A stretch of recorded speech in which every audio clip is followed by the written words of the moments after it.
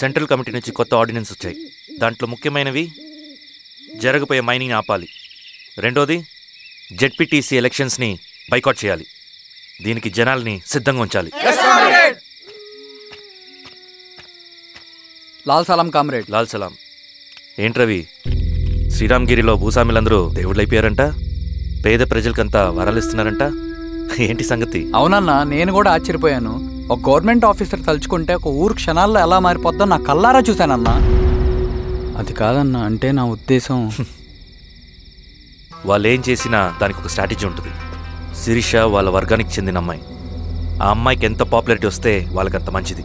ఎందుకంటే వాళ్ళ అన్నయ్య ఈశ్వర్ రెడ్డి రాబోయే జెడ్పీటీసీ ఎలక్షన్స్లో చైర్మన్గా పోటీ చేయబోతున్నాడు.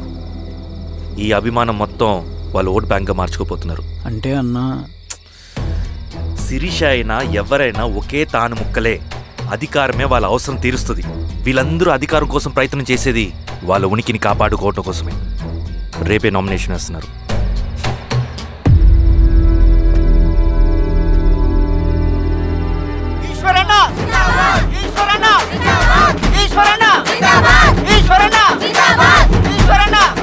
గారు మీ సపోర్ట్ మాకు కావాలి. స్వామి, అయ్యా మీ అన్నయ్య గారు ఎలక్షన్లు పడుతున్నారమ్మా. అవును. అయితే మా ఓట్లని మీ అన్నయ్య గారికేనమ్మా. వాళ్ళు ఏం చేసినా దానికి ఒక స్ట్రాటజీ ఉంటుంది. అమ్మాయి గారు, సంజీవ్ రెడ్డి గారు వస్తున్నారంట. మధ్యాహ్నం భోజనానికి అన్నయ్య గారు ఇంటికి వచ్చి ఉన్నారమ్మా. అవునా?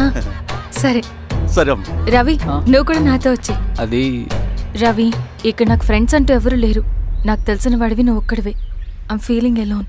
అందుకే, అర్థమైందా? సరే.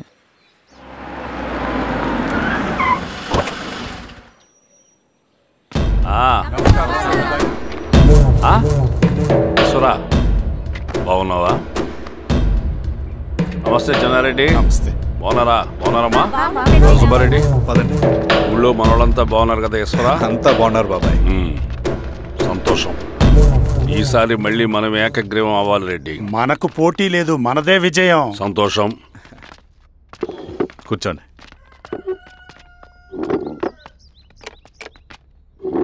మీరందరూ లోపలికి వెళ్ళి భోంచేయండి. అలాగే అన్న.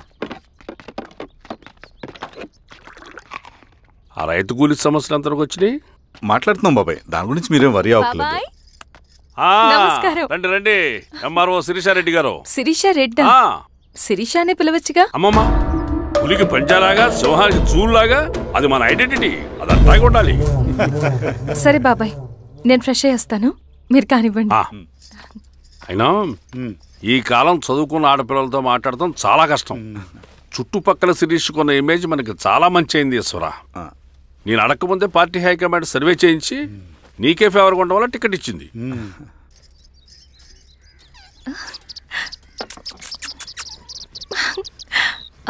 అనేవాళ్ళు ఎక్కడ?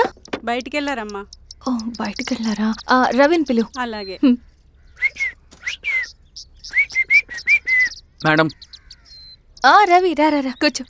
పర్లేదు మేడం. మేడం ఏంటి? శిరీషానే పిలవచ్చుగా. అది కాదండి, ఎవరైనా చూస్తే. కూర్చోవయ్యా. ఇది ఆఫీస్ కాదు రవి, మా ఇల్లు. పట్టించు. సరే అమ్మా. రవి, అడవిలో నక్సల్స్ ఎక్కడుంటారో తెలుసా నీకు? ఏంటి శిరీష? అడవిలో నక్సల్స్ ఎక్కడుంటారో తెలుసా నీకు? ఎందుకు శిరీష గారు? తెలుసా తెలీదా? నాకెలా తెలుస్తుందండి? చూచాయిగా ఆయన తెలీదా? సరే, ఎక్కడుంటారో నాకు ఐడియా ఉంది. సాయంత్రం ఇద్దరం కలిసి వెళ్దాం. అది కాదండి. నువ్వు వస్తున్నావు అంతే. తిను. ఇది ఎక్కడ కూడా రా బాబు. సడన్ గా నక్సల్స్ అంటుంది, అడుగుంటుంది. కొంప తీసి నా మీద అనుమానం వచ్చిందే ఏంటి?